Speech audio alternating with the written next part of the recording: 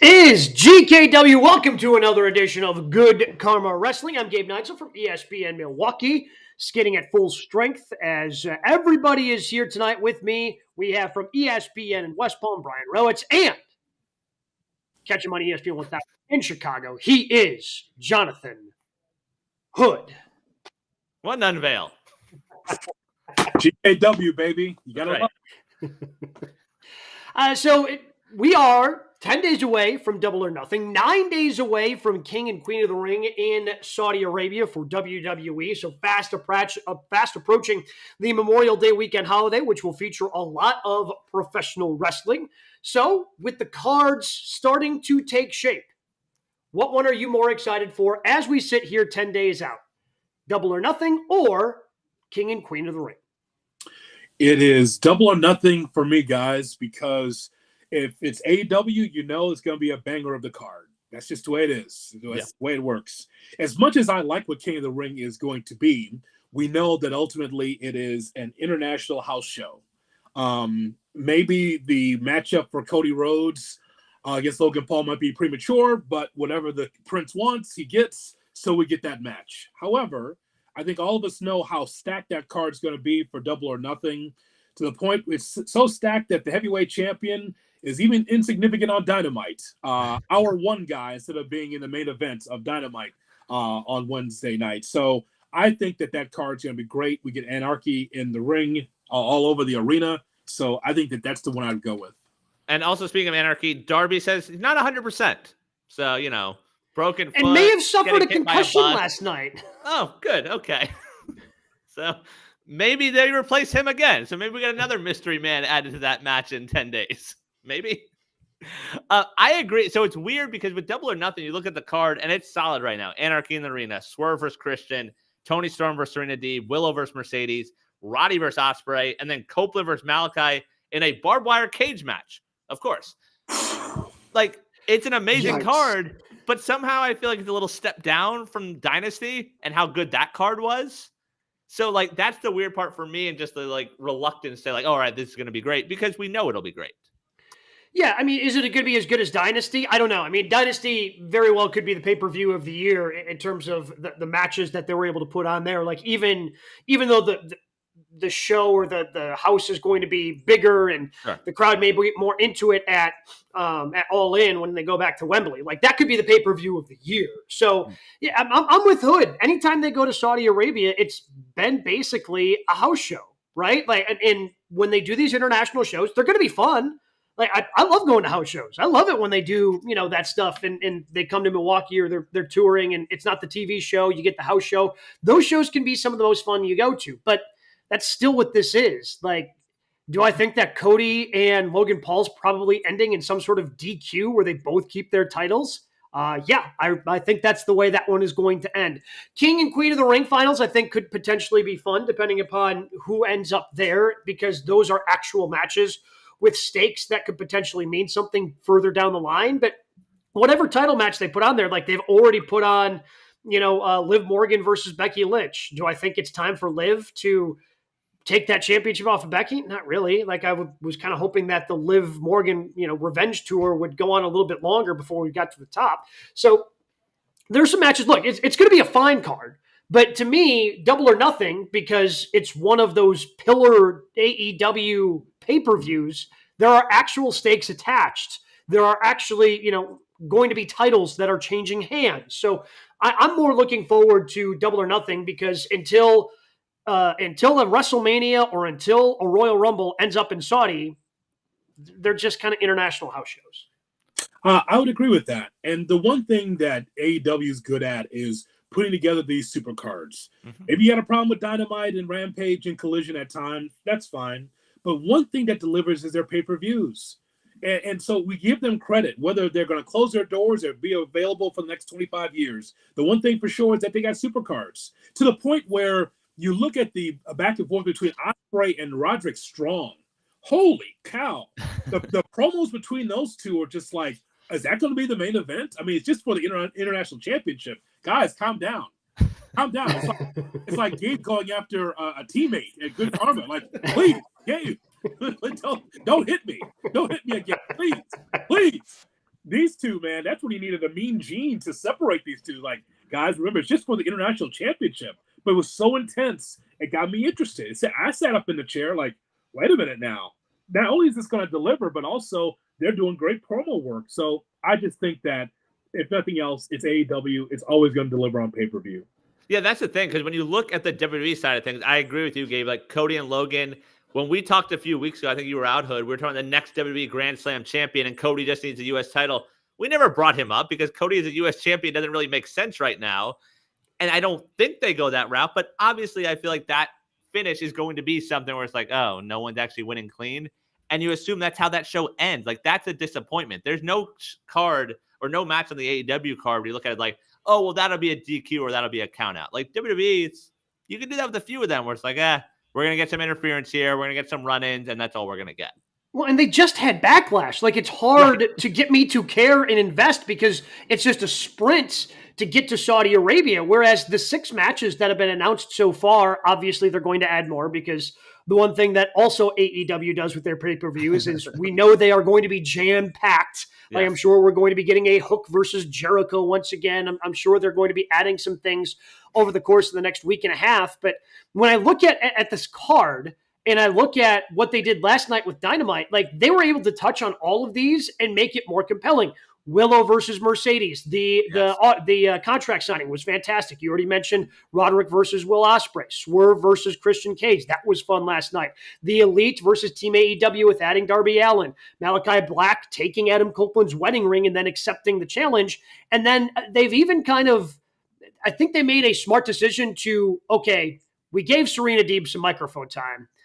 That didn't really go great. You know what we should do? Just let her go in the ring, do stuff there, and then we'll let Toni Storm cut the promos. Because that was another great promo from Toni Storm. Again, not shocking. Toni Storm did a good backstage segment for AEW. So they were able, to me, during Dynamite last night, hit on the 6 matches that they've announced and continue to build the anticipation for them. I had seizures. Let's go Oilers. Let's go Oilers. Let's go Oilers. Yeah, that was rough. Also, minor complaint that Tony wasn't in black and white last night for that backstage. They forgot. Was that a mistake? It had to have been, right? Okay. Because that was odd.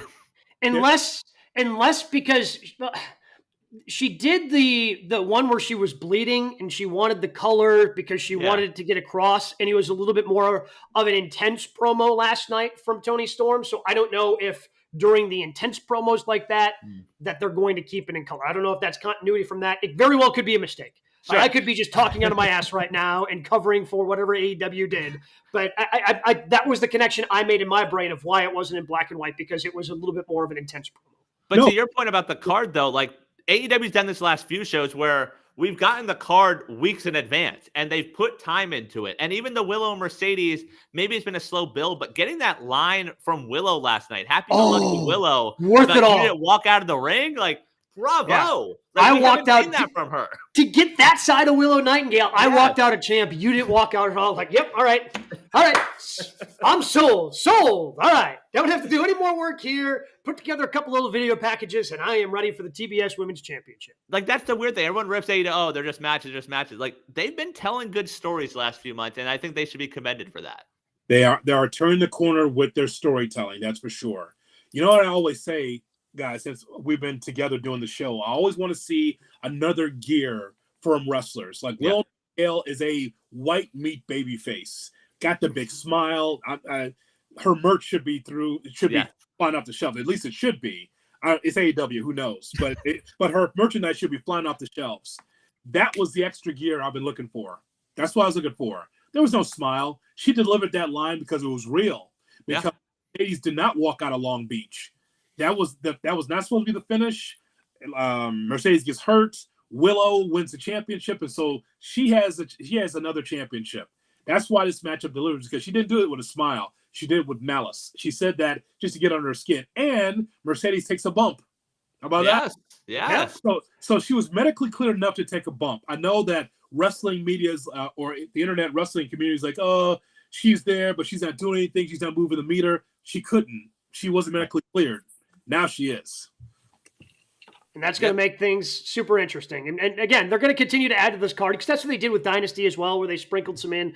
You've got to get some 0-hour matches announced for this thing as well. But yeah, I'm really looking forward to Double or Nothing. I think that they took the momentum from Dynasty and they were able to keep it up. Whereas WWE, and I'm saying this because it was so hot coming out of Mania, and it was going to be very hard to keep any of that momentum, especially with Roman Reigns not necessarily being there, trying to build up that first challenger for Cody Rhodes. You knew it was going to be not necessarily a reset, but it was going to take a little bit of a step back before they could really start building towards Money in the Bank or SummerSlam and some of these other big pay-per-views.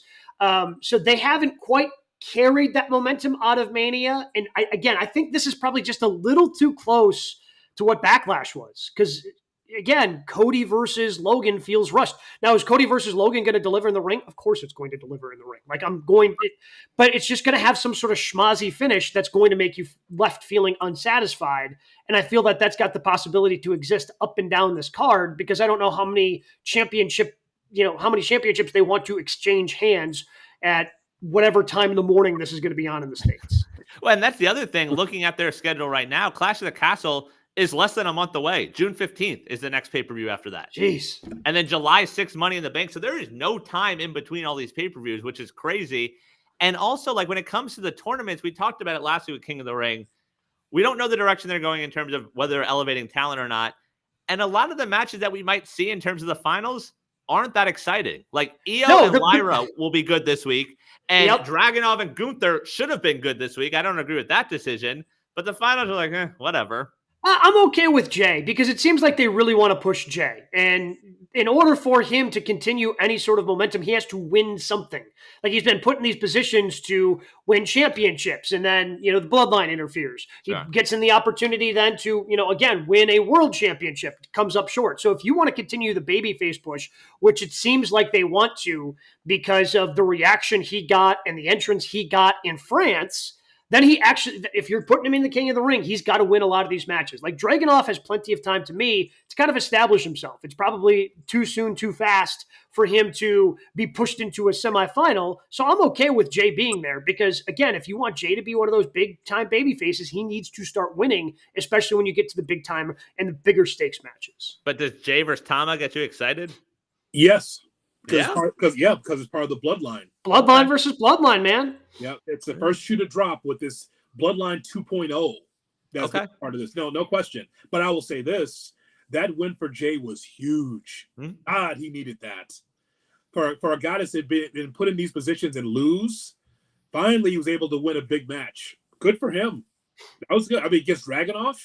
Yeah, that's good for him. I'll ask this. So, Brian, do you think that Cody in his matchup against Logan Paul, is that the main event of King of the Ring? I think so. I don't think you're putting Tama Tonga in a main event yet. Like, there's really no other options. Well, why I ask is because if you don't think that's a good match, or if you think the card's light, maybe it's the women and maybe it's that match. Well, you could do the Priest match. I mean, I guess when's Drew going to be cleared? Right. Because the Castle. Okay, because Priest told him that he was going to get a championship opportunity. I don't know. I just was wondering how you guys would line up the card. Is the King of the Ring the main event, or is it Cody the main event? But that's the thing. Like from a going home standpoint, like Cody Logan Paul, we assume is main event. Like that ending in a DQ is a disappointing way. Queen of the Ring, if it's Lyra versus Tiffy or Io versus Tiffy, that's not main event. Well, here's the thing: Tiffy's not even making it to the finals. You think? Not a chance. You can find a way to win. Once they put Jade Cargill in there, like they're not going to have Jade 1, 2, 3. I mean, as much as they built up Jade Cargill, and then she's not going to win Queen of the Ring. Well, I'll ask this also in terms of semis: are they going to waste Jade and Bianca next week? Whatever the Prince wants. Well, that would be the semi, so it would be before we even get to Saudi. Yeah. I wouldn't do that, obviously. No, I agree. So you need Bianca or Jade to lose. Jade to Nia or Bianca to Tiffy this week. Bianca has to take the pinfall. Could you imagine Tiffany Stratton as the Queen of the Ring? Yes, she'd be without perfect. a doubt. Absolutely. That's what I mean. Would be excited for that. Yes. Sign me up. And then again, because her match presumably would be against Lyra. And I think that would be fantastic. Too young. And once they put Jade into this, man, like that's too much too fast for Jade. Like keep her away from singles matches where she, clearly has to win because you want to build her up into something special. The second they put Jade into this, to me, it ended up getting kind of telegraphed of who's going to be representing the SmackDown side. So you would think it's not too fast for Tiffany, but it is for Jade, right? Because you don't think that Jade needs to be queen of the ring, right? No. Jade does not, because of the way that Jade has been presented. Like, she's already a champion. She's part of the tag team champions. Like, put one or the other in. And again, putting Bianca in and then giving Tiffany Stratton a win over Bianca Belair, like, that's huge for Tiffany Stratton. And Bianca is still one of the biggest stars you have in your company, especially with, again, the way she's presented alongside Jade Cargill. To me, it's a missed opportunity of Jade doesn't need Queen of the Ring. Tiffany would, and by Tiffany not winning, now you still just have Bianca Jade, when you could have had Bianca Jade and Tiffany Stratton all as kind of legitimate stars and legitimate contenders for the championship. Because if you put the Queen of the Ring championship on Jade Cargill, now you start seeing Bianca looking at her like, wait a minute. Sure. Now we're gonna get that match at some point. Oh, 100%. I'm just saying, like that's one way to book it. If Jade becomes the queen and they're tag team champions, there's going to be a separation. Now we're going to get that match, but I don't want to see it until WrestleMania, though. So yeah, I think I'm fine with that. So Tiffany Stratton, as arrogant as she is and as good as she is, her as a queen would be amazing. Perfect. Like, I feel like that's what it's made for. Like, I think like King Booker and stuff, like with the robe, with the crown, like the whole thing, her always wearing it, like it'd be perfect for her. Yes. And Lyra Valkyria, I don't get it. Really? I don't get it. But people are excited. Who didn't a team just call themselves the Valkyries or whatever? Yes, the expansion WNBA franchise. But so they're in on Lyra. I was like, what is that word? I've seen that word before. That's the Valkyries, which again, a little different than Valkyria. Yeah, no, same thing. The best is Brian never heard that word before until wrestling. No, that's a wrestling word to me. Like, I literally saw it on the bottom line on ESPN. I'm like, what are they talking about? And I was like, oh, okay. News to me. I love it. It's so good. That's fantastic.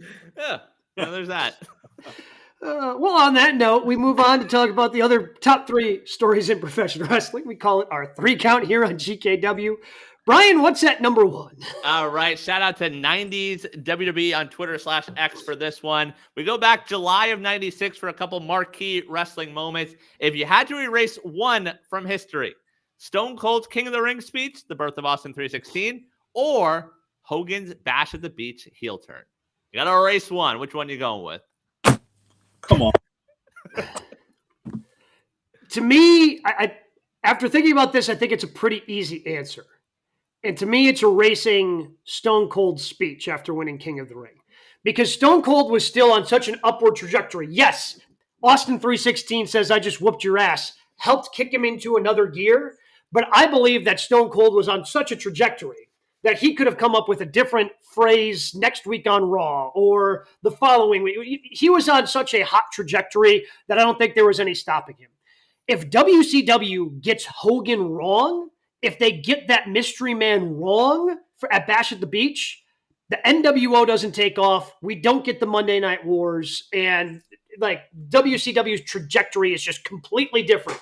And look, Austin 316 is like still super relevant today. You go to any show. I bought one a couple of years ago, Milwaukee 316, right? Like they do whatever city they're in, they put 316 underneath it. It's still one of their hottest selling t-shirts every single year because it's so synonymous with professional wrestling.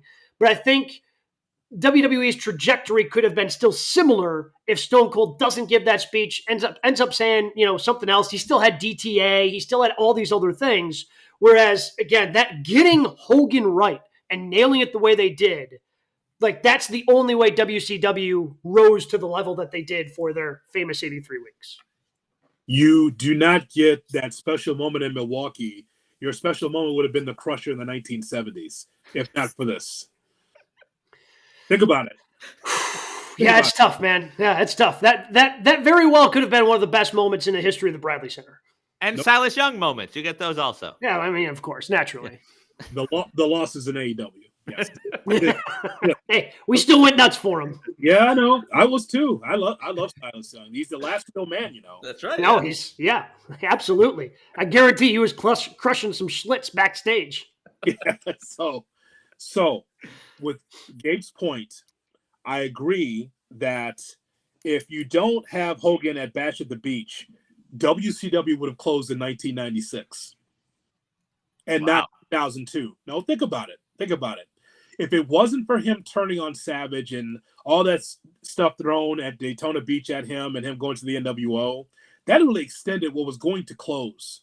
Under the early regime of Eric Bischoff, that thing wasn't going anywhere. Hogan as a babyface, taking on Kamala and the one-man gang and Kevin Sullivan's army, that was some bullshit.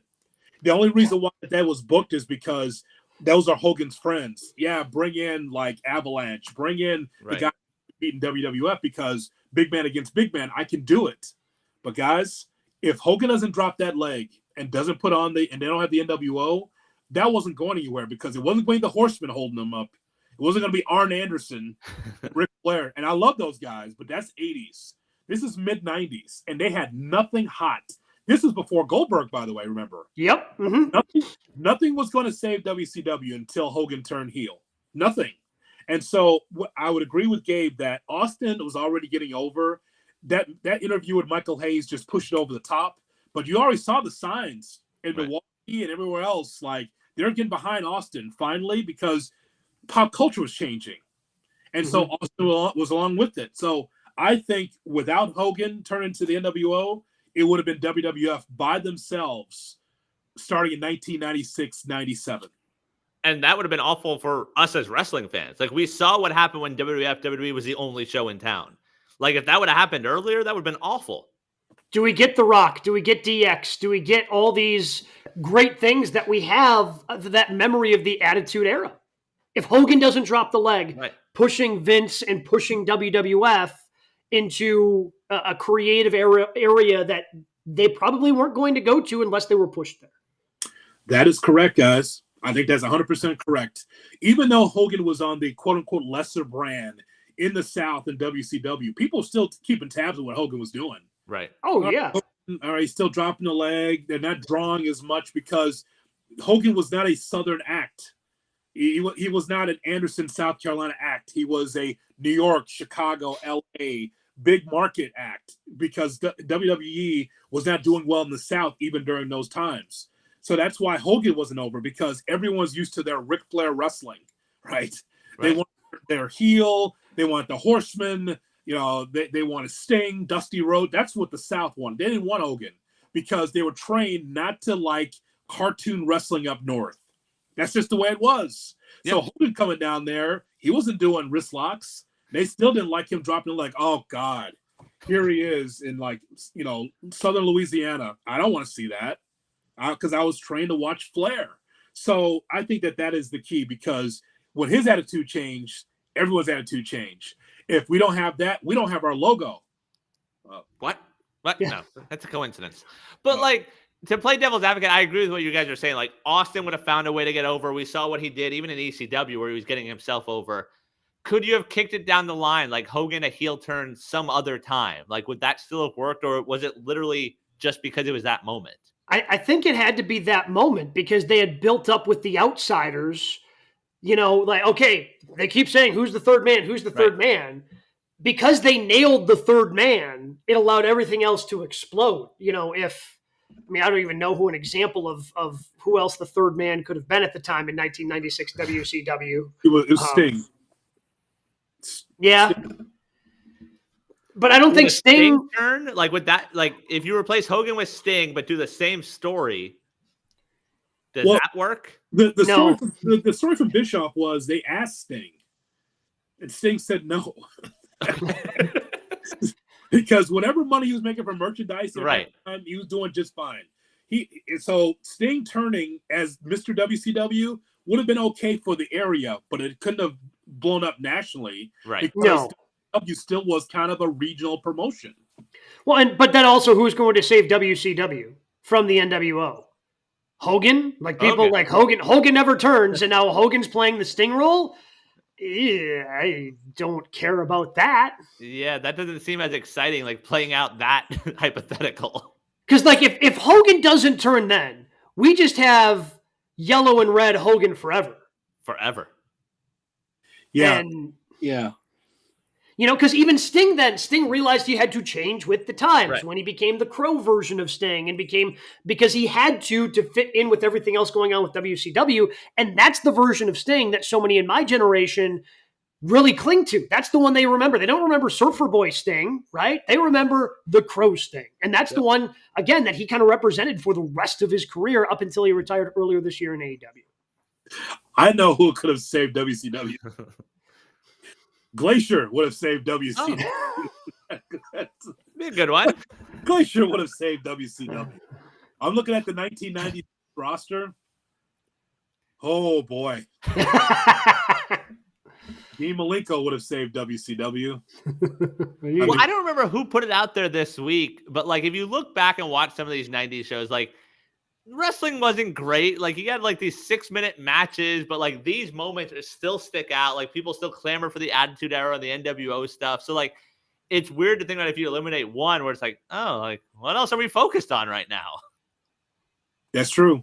That's true. And so I don't know. I just think that looking at where WCW was, where Eric Bischoff had, I mean, he stabilized some things because he wanted to make it a national promotion. But if he didn't steal from Japan this NWO product, he didn't have many ideas. I hear that podcast all the time. He talks about Kevin Sullivan booking and Ric Flair booking, and that when Nitro would come on, he'd be in an office with the door closed, watching the show just like we were watching it. Like so you weren't even in Gorilla. You weren't even trying to book it. Like, oh yeah, I would never try to fantasy book. I would never. Oh, so you run the company and don't book. Awesome. What is it exactly you would say you do here then if you're not booking? But he tells us he knows best. I don't know. I feel like he's booking AEW, he says. Oh, my God. He tells us everything Tony does wrong. Oh, my God. Eric Bischoff is the equivalent of that one manager or that one coach that's up there who failed time and time again, but is going to tell you how the world works. Football, baseball, that guy. He is pro wrestling's Buck Showalter. All right. Well, I don't think we're topping that. So what do we got at number 2, Brian? All right. That moment obviously helped make Stone Cold into a star. When it comes to WWE, we know Cody's defending against Logan Paul. Damian Priest, the world champion. Who are the next WWE World Champions? Whew. So when we talk about this question, like we're not talking about like Drew and CM Punk, right? Because those guys they've been champions in their career. Yes, they can heat up or are we talking about who are the young and up and comers? Like, no, I think it's more like when we see the Priest and Cody drop, who are they dropping to? I think Drew's going to get the world championship here eventually. Okay. I think he is going to get it. And I think whenever we get Punk versus Drew, it's going to be for the World Heavyweight Championship. So that's in Scotland. That's June. I agree with that one. But do you know who Cody's dropping to? No, because they keep saying that, again, the rumor is that main event, WrestleMania 41, Rock versus Cody, champion potentially versus champion. Although WWE, from the rumors that I've seen, not fully, they've committed to that being the match. They haven't fully committed to Cody necessarily being champion at that time. But if Rock wants it to be People's Championship versus WWE Championship, then, Cody's going to have to hold on to it from now until Mania. So I agree with you that Drew McIntyre is on his way to being the World Heavyweight Champion. Yep. Cody's championship, well, he's in a lot. Again, look at that SmackDown roster and tell me who's beating Cody Rhodes. Looking at it. Yeah, nah, I'm sorry. And I'm looking at The Rock. Yep. Is he on SmackDown? Was he drafted? Don't think so. Oh, okay. I don't think so. I think The Rock could go wherever he wants to go. Yeah. And not a good answer because you're looking for like the next person to just take the mantle for a year or so. That's still to be determined on talk about the entire roster, Raw and SmackDown. Yeah. Only because you got a lot of NXT flavor in there and you're building. I get it. The WWE is at the top of its game, but it feels like it's a team that's on the rise. Gabe, help me. NFL wise, the WWE with their young talent that's on the come, are they like Cincinnati Bengals? See, I mean, I don't know if you're like this, but I think they're like the Green Bay Packers. I mean, because the Green Bay Packers, so I'm in Milwaukee, talk about the Packers all the time on a regular show. Like, they have 4 wide receivers that they have drafted in the last 2 drafts.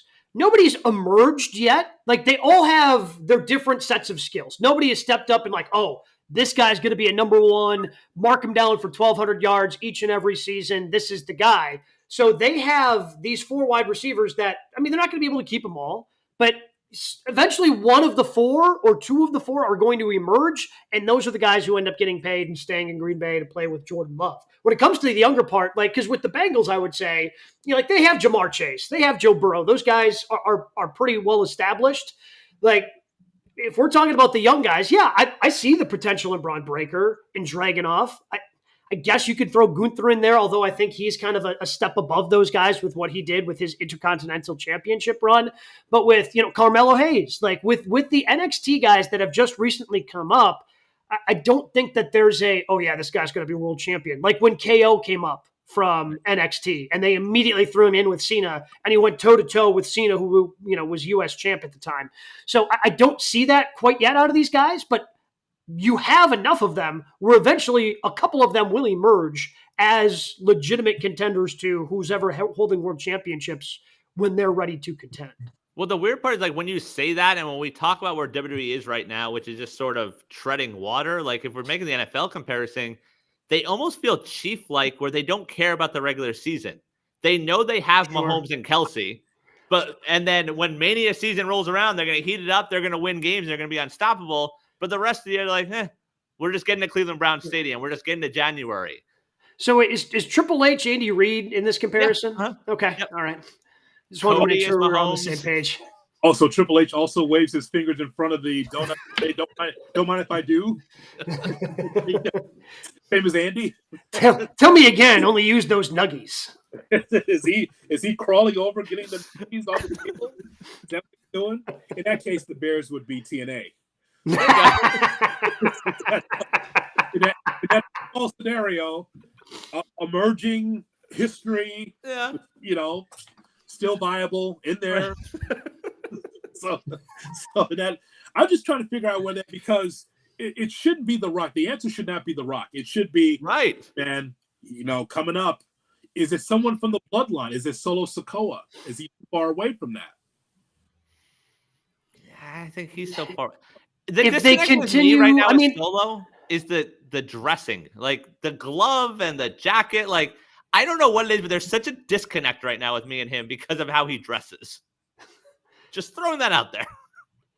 I don't need the glove. Like, I don't even need a suit or something. It's just not working.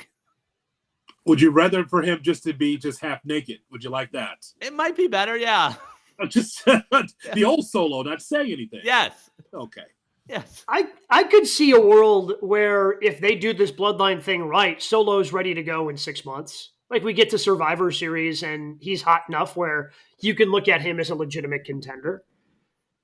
I mean, this is still very early in him kind of branching out on his own, right? Like he's gone from the muscle who has never said anything ever to, now he's the main character of the bloodline storyline where a lot of the heavy lifting has to be done by him because as good as Tama Tonga and Tonga Loa are, they're still very new to the WWE audience. So it's now up to Solo Sikoa to do all the heavy lifting for the bloodline. I go through this roster of WWE talent and I go, very good, either young or very good, but not heavyweight championship level yet. And that's why I went to The Rock. And just for fairness, for the women, it would be Liv Morgan for me. I think Liv Morgan should be a champion until Rhea Ripley's medically cleared. And she's starting to turn, by the way, with that heel. That's what I've been waiting for, guys. I've been saying it all the time.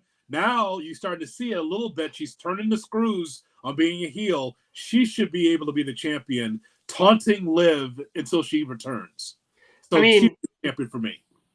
I do believe Becky's contract is coming up very, very soon. Yep. And I do not believe an extension has been reached yet. Title change and Saudi. If there is one that changes, that's the one that makes the most sense to me. And maybe Becky becomes kind of a part-timer, because that's one of the things that she did talk about when she was on her tour promoting her book, that she recognizes that at some point, and probably some point soon, she's going to probably have to stop wrestling as much as she does in order to spend time with her daughter. I mean, she flat out told Hood, you could check out the interview, like, she has no more goals in wrestling. She's like, oh, I'm just having fun doing what I'm doing. Like, there's not that carrot out there saying, oh, I need to get this, where even her winning a title was surprising, because whatever. Like, fine, I guess I'll carry this around. It surprised me. Yeah.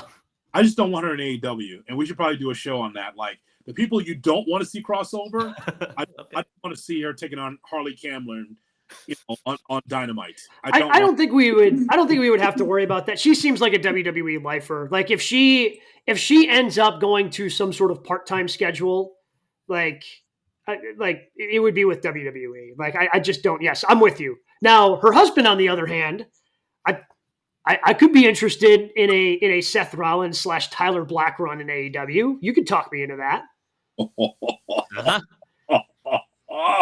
Bruv. Oh my God. That's right. I mean, there's a couple of interesting ones there, starting with that one. Again, do I think that's going to happen? I do not. And I believe Seth has signed his contract extension, so he's not going anywhere. But again, there's a couple of guys over there in AEW that I think could be fun in Wembley. That's all I'm saying. I'm saying for Tyler Black. You calling him? Hello. Yeah. Hey, Seth, Edge. What's up? Oh, how's it going here? I'm hurting. They got me booked in a steel cage match. Barbed wire cage. Yeah. Barbed wire cage match. Yeah. Fuck. Yeah. Tony's coming. Call you later. Yeah, but don't come here. All right, bye. Yeah. So that's what that's all about. That makes sense. I think Mox. I mean, again, I think Mox would have convinced him to come. Mox. Oh God. Hey, Mox, got an idea for you. Why don't you sell a little bit, huh? Like, it might hurt you. You might want to just register just one time. I mean, he's Road Warrior Hawk. God almighty. Nothing hurts him. He's IWGP heavyweight champion, man. That's right. You got to absorb. I mean, you need that strong style in order to hurt him. Kyle Fletcher had to be like, dude, I can't do anything to you? Nothing registers. Okay, I'll just tag out then. So good random spot though for friend of the show, Jeff Cobb. Oh, Jeff Cobb killed it. Yeah, Jeff Cobb killed it last night. Turning in the Psycho knee and countering that the way he did was very, very good by our guy Jeff Cobb. So what are we saying, Gabe? Are we saying that the WWE doesn't have enough emerging young stars to feel like that they could beat Cody tomorrow? I would. It feels like there's a gap to me. Like they're, if we're going to keep the NFL comparison, they're the NFL team that, they've got really good guys at the top. Like, I think the guys that they have at the top, like Damian, Drew, Punk, Cody, like the guys they currently have at the top are really good. But when you have those guys, you got to be able to hit on some draft picks every now and then. They didn't hit on some draft picks for a while. So there's kind of a gap in the roster where, those guys are a little bit older. You kind of have that little bit of a gap. And then you have this younger talent. Because, again, I like Sammy. I really wish he would get an opportunity. Even if it was just a little bit of a title run, I think he kind of deserves it. At some point with like that world championship that they have, I don't know if that's necessarily going to happen. It just seems like they have really good upper card. The mid card's solid, but it also doesn't feel like that mid card's ready to graduate outside of Gunther to that upper card part of the roster. So it just seems like there's a gap there that they're hoping that these young guys that they're bringing in from NXT can help start filling that gap. Because, yeah, you can put AJ Styles in any championship match at any time. The match itself is going to deliver, but he's in Dolph Ziggler territory where I don't believe he's ever going to win another one of those championships ever again. Yep. I'd rather for them to slowly build on their roster than to put them on AEW for a couple weeks and then they disappear. So I'd rather forward to this way because you know how Triple H does it? It's slow and steady.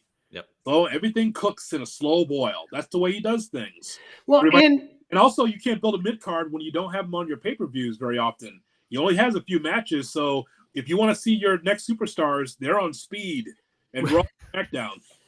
And honestly, the other issue then becomes like, I mean, or the other thing, not necessarily an issue, like, I don't know if they necessarily need a lot of those guys because they've had these long championship reigns. Right. I mean, you're just coming off of a 3-year Roman Reigns championship reign. Like Seth Rollins had it for damn year, almost a year, won the championship at this Saudi event a year ago. So he held the championship for almost a year. Gunther had it for 666 days. Like the championships on the men's side, they're holding on to those titles for a long time. So as long as you can kind of feed some contenders, which again, I think you can heat up AJ Styles at any time. You can heat up KO at any time. You can heat up Randy Orton at any time. Like you have plenty of guys you can heat up for quick little feuds, but you don't have, I don't know who that next Cody Rhodes is in that, and what I mean by that is I don't know who the next guy is that I'm going to be really invested in their chase for a championship. Right, because you say the word contender. I don't know if you can even consider them that. Like if we're all on the same page that we don't think Cody is even thought about dropping in until Mania, then the next 8 months is just sort of just treading water where it's like, all right, like, yeah, we're going to get a good match. Like Cody and KO will be a good match. Cody and Orton will be a good match, but we're never going to get that moment where it's like, wait, is Cody going to drop it tonight? Because we're not going to believe it until Mania at this point. I mean, it could, because how many times, especially leading into last year's Mania, WrestleMania 39, there were a couple of times where you thought, oh, maybe they are going to do this. Maybe they are going to do this with literally Roman. Just two, though, over the whole year. It was Drew at Clash of the Castle, and it was Sammy in Montreal. That was it. But because Roman could make you believe that. Like, I don't know if Cody's going to make me believe that, is what I'm saying. So that, I think, is what hurts the development and the like making legit stars as opposed to just them being placeholders. Well, it goes back to what I asked you guys last week. Is Cody Rhodes interesting if he's in a non-bloodline storyline? That for 2 years of him chasing the story, it was about the bloodline. Mm-hmm. Now it's contender matches against AJ Styles and against Logan Paul. It's not to say that it's less than. I'm not saying that these are bad matches. I'm not telling you that. What I'm saying is that there's nothing like being part of a program where you're invested for 2 to 3 months leading into something. I'll give you an example. What's happening with CM Punk and Drew McIntyre is more interesting than Cody Rhodes and anything he's doing right now. It is. Well, they haven't touched yet. That's what's interesting. Promo work has got me invested because even though they have not touched, one person's in the balcony, one person's in the ring, one person's in a car, one person's in the ring. It's one person's in their backyard, the other one's walking the street. It's amazing, right? It's great work, but it's a program that they're working toward. What's Cody doing? This is not a shot at Cody. They're just putting him in just to try to establish him as champion, but he was more interesting in the bloodline and trying to fight them. In terms of interesting, where does Cody in the WWE Championship rank right now? Well, it ain't first. Right. No. I think it's fourth at best. Yeah. At best, because you mentioned Punk and McIntyre ahead of them. The bloodline is still ahead of him. And I would say the drama that's going on right now within Damian Priest and whatever's going on with him and Dom and who knows who's going to end up breaking out of Judgment Day. Like, to me, all three of those are ahead of them. And that doesn't even mention the women's division. I'd throw in the Chad Gable stuff also. It's very interesting. Yep. We know there's going to be a separation. Right. The problem is I don't want to see Otis against Gable on the road. We know what that's going to happen. You know what that's going to be, right? Gable's going to get squashed all over the country. Yeah, but what if he wins the title in Saudi? What if he wins the IC title? And then you put the Creed brothers with him? Does Ivy Nile travel with the Creed brothers?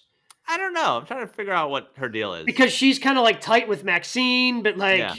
so I mean, again, if once you associate with Chad Gable, you're turning heel anyway. So, Right. I mean, it would be an easy thing to include her. He'd be with the Creed brothers about the title. Okay. Like there's a separation, but what we're talking about is story, Right? Yes. Right. versus Cody. And by the way, Cody and Logan Paul. Once we get there, it's gonna be a banger. There's no doubt. Oh yeah, without a doubt, zero doubt in my mind. But if that's not a program, then they're just one-offs. Yep. So I just I find it interesting the slow cook from Triple H. And that's the problem. They could have actually told, I think, a meaningful story, a better story with AJ Styles, and they kind of burned him early for a one-off. Right. Because you could have done again, because New Japan Pro Wrestling isn't a dirty word in WWE anymore, you could have told different things about them being the leader of one of the most famous factions in all of pro wrestling, and you could have done all these good, fun things, but it ended up kind of being a too sweet tease in the go-home show of SmackDown before we did the show over in France. Yeah, and the Bloodline. Did we say that? That's also part of it. Also, interesting story. Yep. Oh, yeah, yes, yeah. That's what I'm saying. So right now I think we have it at 5th at best. Okay. 5th at best right now. You got fans all over the country rooting for Roman. Said, we want Roman. Never thought I'd see that. Here's the thing. I thought fans would be tired of him. Just like, Can you imagine this? 5 or 6 years ago, suffering succotash Roman Reigns, and now we're chanting like Roman was shoved down our throat. He has one of the most interesting story arcs of a career in WWE, where he's so hot with the Shield breaks up, he gets shoved down our throats for a number of years, finally return, and then gets the sympathy because we learn that he has leukemia tragically, has to step away, comes back, and has one of the most incredible runs and stories in my memory as a wrestling fan. Like the guy that was getting booed after beating The Undertaker in a terrible WrestleMania main event. Yeah. Awful. I was there for that one. Just getting booed out of the building. Dude got booed out of the building. They tried to bring in The Rock as a shield, and The Rock couldn't even protect him after he won the Royal Rumble. Yeah. And now we're chanting, we want Roman. What a wild time.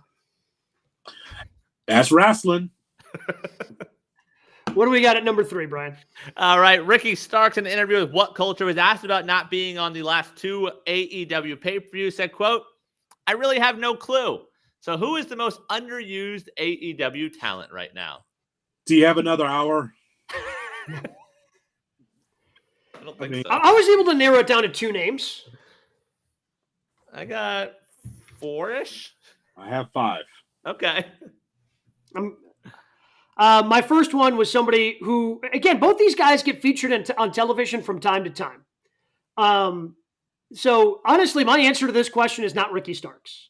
Because Ricky, as good as Ricky was, and as excited as we were about that promo he delivered with MJF and then disappeared really quick, I sit down and I ask myself, do I really miss Ricky Starks being on my television? But the answer is no. I don't really miss Ricky Starks being on my television. He flashed, wasn't able to sustain that flash. Whether that was his fault, whether that was Tony Khan's fault, the combination of the two. I don't really miss Ricky Starks. But you know who's missing? Who they continue to miss on big time? Brian Cage. Brian Cage, to me, just has it. And yes, he gets featured on television from time to time. Give me more Brian Cage. And you know what? Let Brian Cage win a goddamn match. How about that? That catch last night. Yeah, that's what I'm saying. This guy, he's got it all.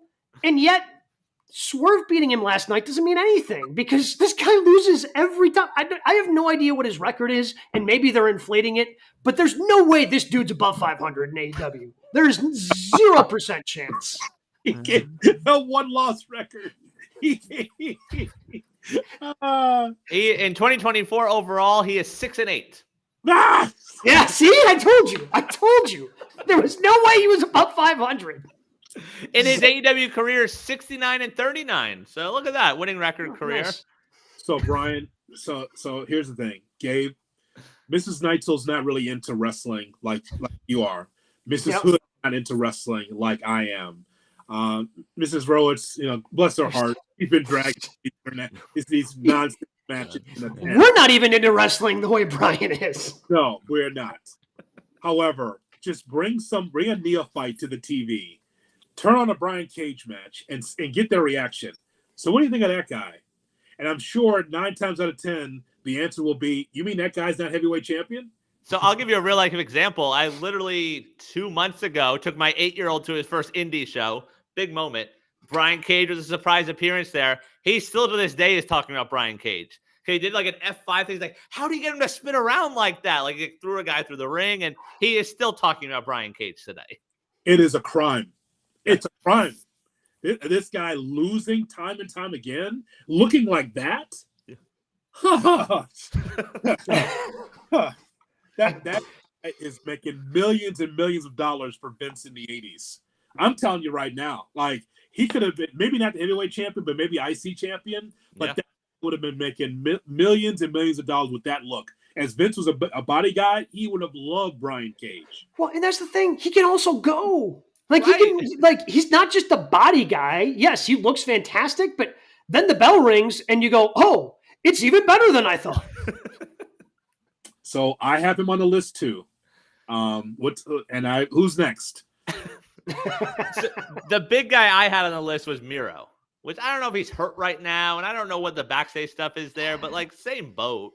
He is hurt, yes. But even when he's not, he's just there. He's just a guy. But some of that's rumored to be him, not really being easy to work with, right? I don't have that confirmed. Okay. Confirmed. All I know is that in Chicago, he was the beginning of the meat chance. Yep. And of course, it's AEW because they said he did nothing with it. So that guy, we talked to him. He was ready for a reset, and he did get hurt. Well, divorced and then hurt. Yeah. So that probably hurt also. Yes. Well, I think. I don't know if that's the case because Rory McIlroy is doing just fine. Hey, Gabe, off to the side. I put a lot of money on McIlroy just because of divorce. I did. All right. I know you're a golf guy. I thought you'd. Oh yeah, no. I guess it's good to know that I can text you if Rory McIlroy's doing well this weekend. I'll add you to the people I'll be texting while I'm watching the PGA from my couch. I'm just saying, usually that's the case.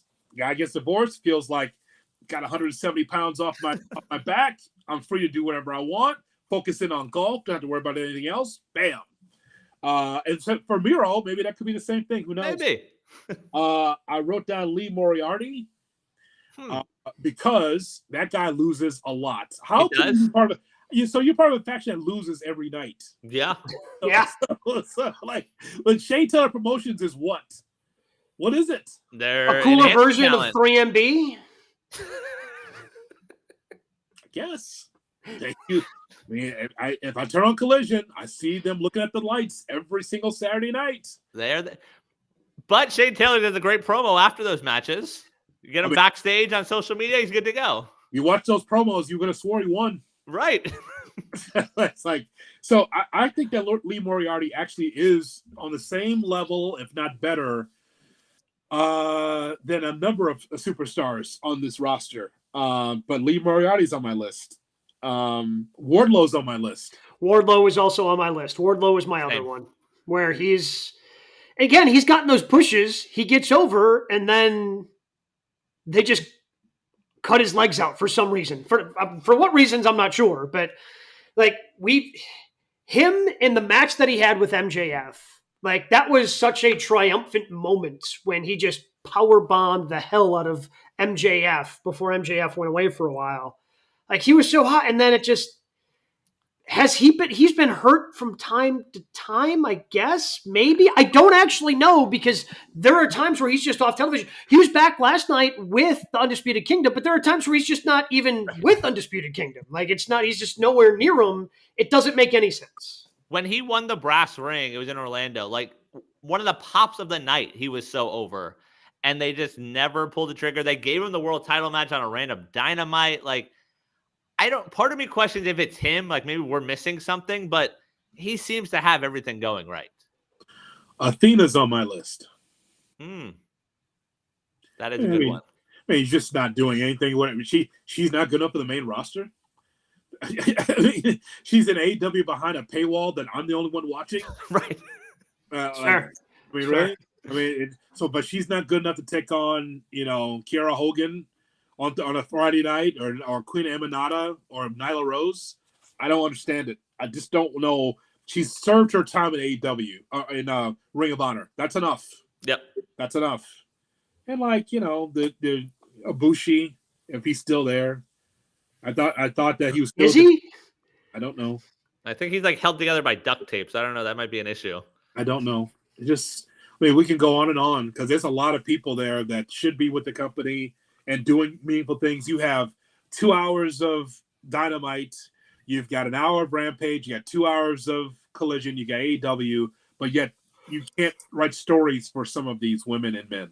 The others I'll throw out there, he's sort of involved on TV. Jay White, they did such a good job protecting him early on. But now with the trio stuff, he's just lost. And I feel like he needs to break away from that. And from a tag team standpoint, just because every damn time they're on TV, they deliver Brody King and Buddy Matthews. Give them the tag titles. We don't need the trios. Give them the tag belts and let those two go. I agree with that. And as far as Ricky Starks, this is the impetus of the conversation. I like Ricky Starks. Yeah. I don't know if he's better as a babyface or a heel, but I remember watching him in the NWA. You're in the NWA. I was thinking you deserved a bigger stage, and he does deserve a bigger stage. I just don't know which side of the tracks he should be on. But, Gabe, I think that he is a viable wrestler. He gets the audience going, that's for sure. But he's a loose cannon because his feelings about why he's not on TV, that should not be for public consumption. That shouldn't have been out there. If I'm Tony Khan, I'm pissed about that. I am. Yeah, and look, again, I look at Ricky Starks and I know the potential. And there was a 2-week stretch a year and a half ago when that potential was reached.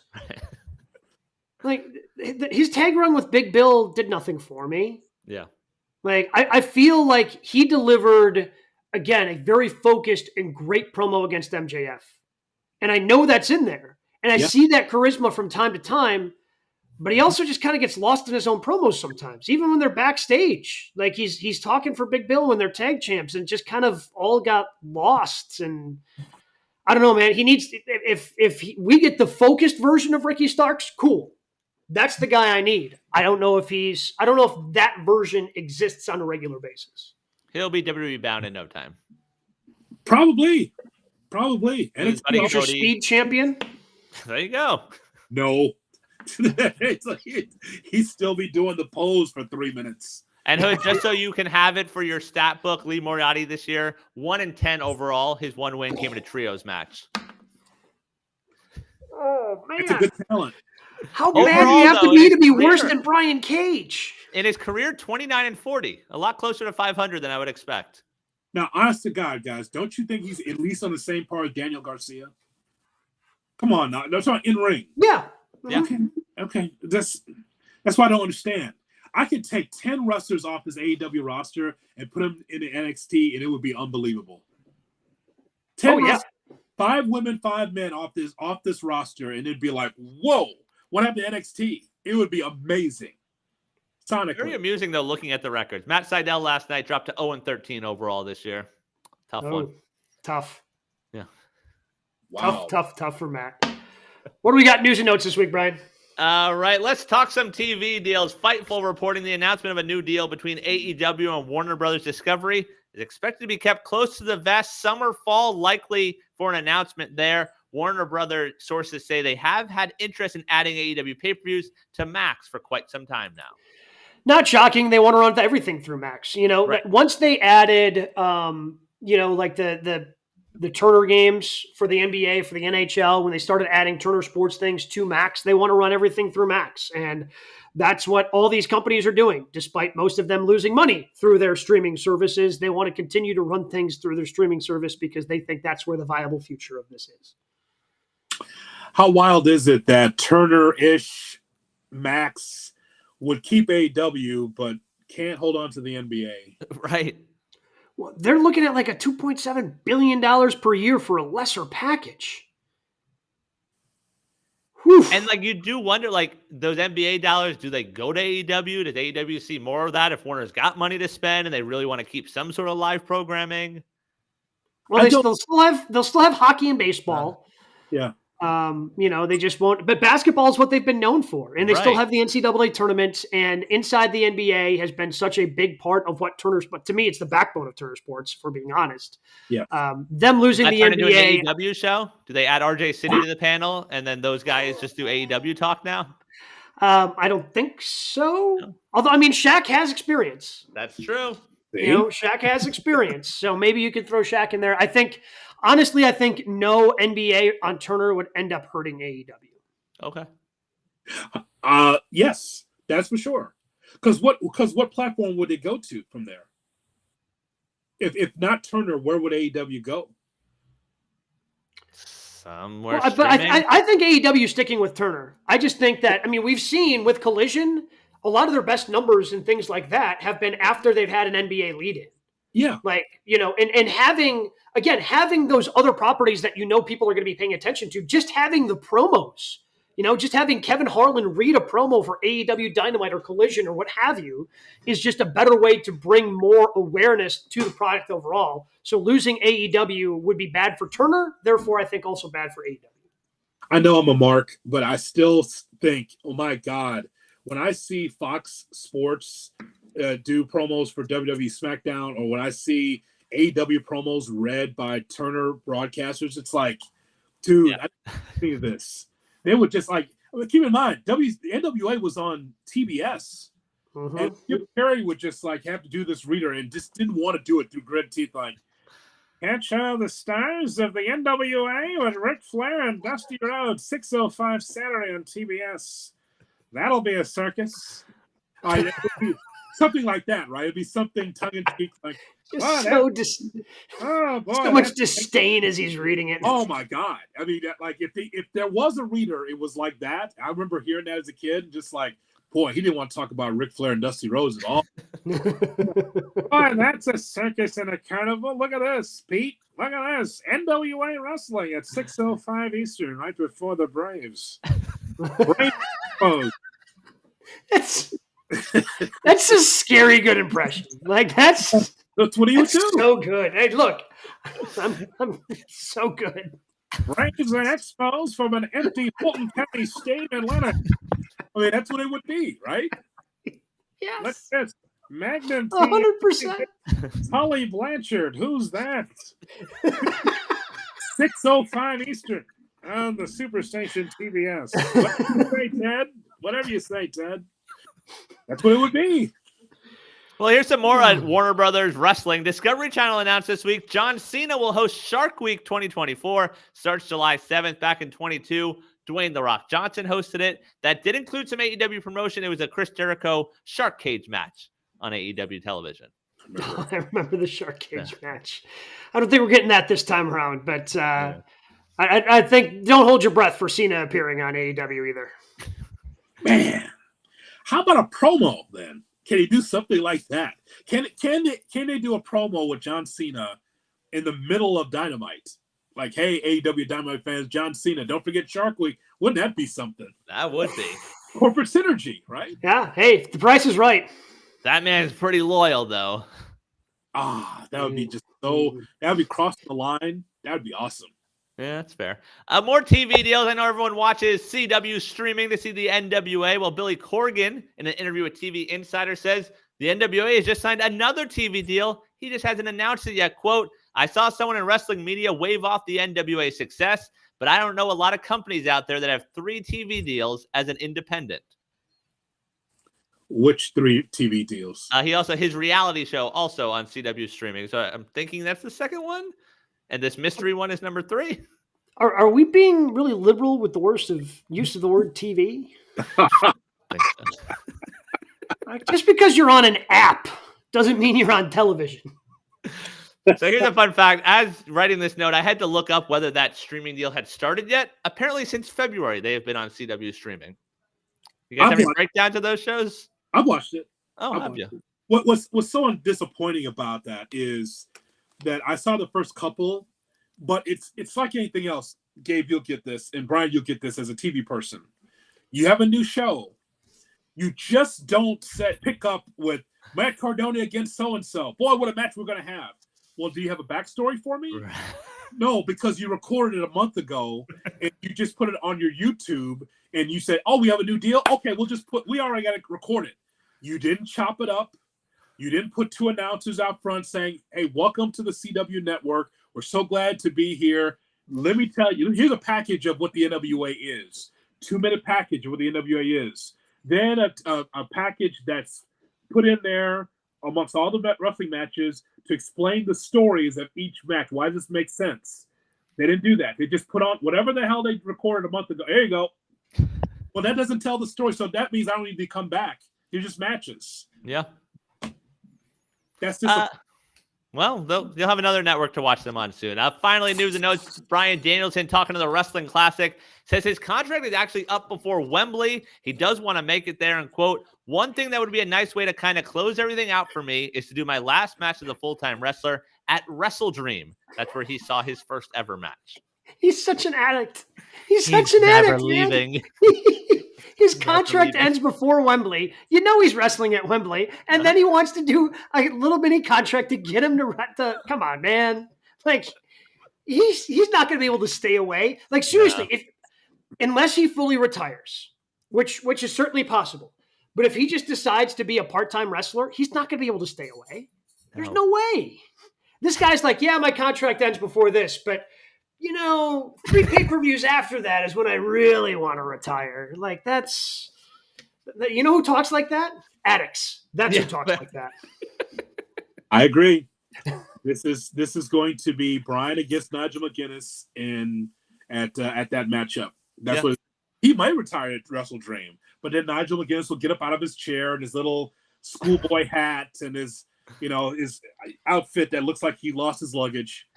He's going to be out there, and he's going to make a claim, hey, Clam Digger, you didn't face me, blah, blah, blah, and that's going to be the match, and he will end his career beating Nigel McGuinness. But will there be a magic trick involved? I believe that's part of the match, yes. I mean, I am so in. It was on the fence before, but now Brian's all the way in. Oh, man. I'm going to miss Brian when he's gone. That's for sure. Yeah. Oh. No one. Bryan Danielson's not going to be gone either, so no one.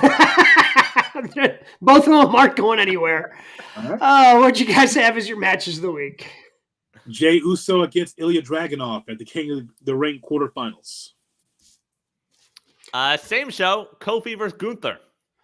Yep. I also liked Io versus Shayna.